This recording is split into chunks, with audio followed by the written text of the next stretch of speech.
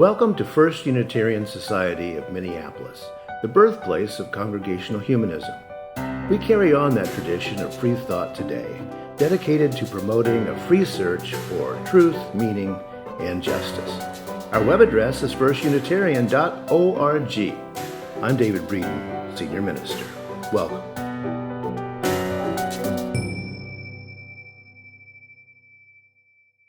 Well, our water celebration traditionally marks the beginning of our new program year, and we're excited every year, but this one feels particularly auspicious, I think. First Unitarian Society has always been at the forefront of the humanist movement. We are innovative in Unitarian Universalist humanism, American Humanist Association, and now with the ethical culture movement. We bring those progressive religious ideas and philosophies together here. We are leaders because we are not afraid of innovative ideas. We aren't afraid of change. We are not fearful of taking the next step, even if we don't really quite know what that is. Central to our mission here at First Unitarian Society is an attitude of radical welcome. A philosophy of radical welcome rooted in humanism necessarily dives deep into the very essence of what it means to be human in the fullness of human potential, and to be human in community. Crafting and pursuing a philosophy of radical humanist welcome involves weaving elements of knowledge, tradition, experience, and reason. Oh, but humanists don't have any scriptures to follow, right? Au contraire! All human scripture and all human knowledge gets our deepest respect exactly because we think it's all human knowledge and human creativity for our edification. We are all about human beings reaching out and experiencing our world. It's only that, we sometimes experience things a little differently. As an example, consider this recent New York Times op-ed by an astrophysicist and a theoretical physicist with the title, "The Story of Our Universe May Be Starting to Unravel." Yes, those big telescopes out there are telling us things we didn't know before, and we appear to be wrong about several things. Now, honestly, look at that and reflect on what it says to your gut reaction to that. Because, you know what? I respond to that, wow, cool. Now, perhaps you respond a little more contemporarily in your slang, but I suspect a lot of you have that same response. Now, reflect that when the scientist Copernicus said pretty much the same thing to the Pope in Rome, that's not how the Pope responded, was it? Wow, cool! No, that's the difference. Therein lies the difference between dogma and free thinking, between orthodoxy and free thought, as we practice it here. As so many of the world's scriptures advise, and as evolution appears to have bred us for, we human beings are at our best when we are welcoming the stranger. But the radical in radical welcoming goes even further than welcome, because we free-thinking people also, we read scriptures. We also read psychology and stuff like that for our edification. And therefore, we know that there's so much more to being human than what we have traditionally brought into spaces such as this one. Radical welcome is about radical inclusion. No human impulse or thought is foreign here. We are all fellow human beings together. That's the deepest lesson of humanism. We are all human beings here together. Now, am I saying we're perfect around here? Heck no. Our very commitment to living life to its fullest means that we are never done experiencing, explaining, and exploring what it means to be human. Yet collectively, we make an attempt to be our best. We're about empowerment here. We're about meaning. We're about purpose. Nothing human is foreign to humanists. We are the LGBTQ plus community. We're the differently abled community. We're the neurodiverse community. We're the marginalized for whatever reason. Nothing human is foreign because we aren't afraid of being human ourselves. We will not ignore being human. As humanists, our sacraments, they can seem a little thin, for direction, this sort of thing, but just watch what we are doing.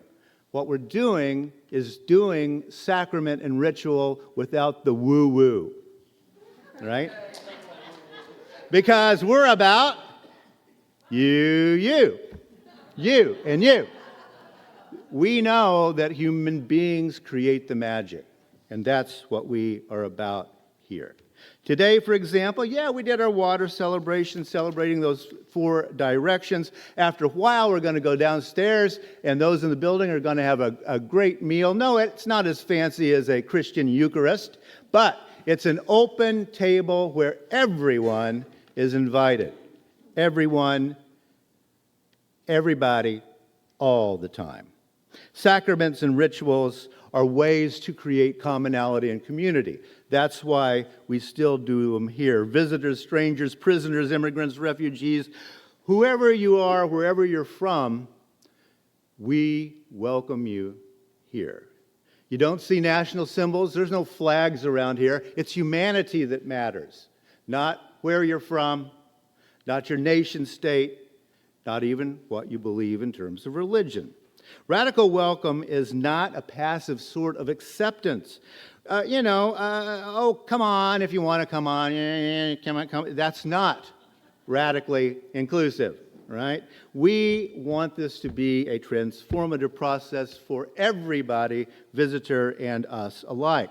We are stronger in community. That's what humanism knows. Stronger in what we know and what we can do to benefit the sentient beings and our planet itself.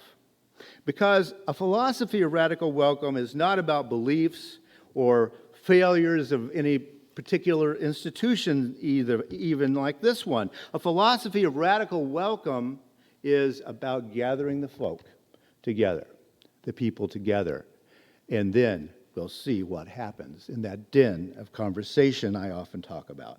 We find centering, we find rest together, we find companionship, we learn, and we see new possibilities. So, here are some of my invitations to you for this year.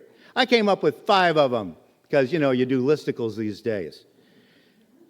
Come in, slow down. This is a different world if you let it be. Dive into diversity. Bring all of you all the time. Don't leave that shadowy bit at home. Be authentically you through and through.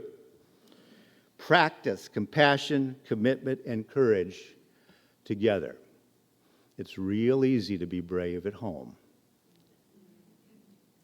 We invite everyone to join our community of care here. Come, sing. I don't sing too good, but I hum a lot, all right? But, I know some people enjoy it. So come on, sing out, even if you're bad like me. Participate.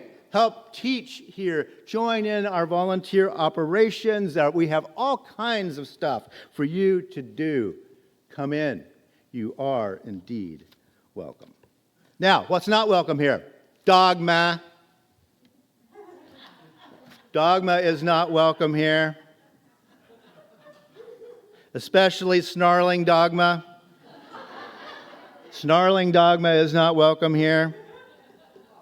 Rather, we pet our dogmas. We take our dogmas for walks. Yes, we even do gratuitously cute puppy and kitty pictures. A philosophy of radical welcome is inherently a philosophy of love.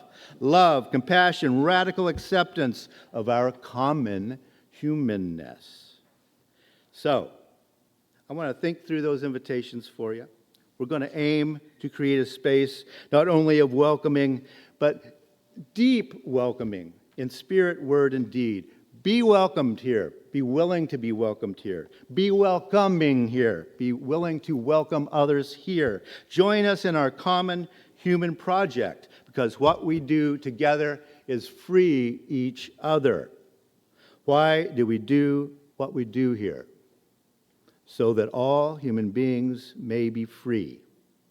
Free to live a life that is full and flourishing, a life of love, of art, and of purpose. This year, come, let us be human together.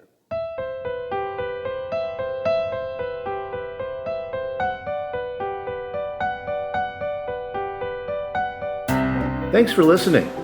You can find much more about humanism and what's happening at First Unitarian Society in Minneapolis by visiting our website at firstunitarian.org.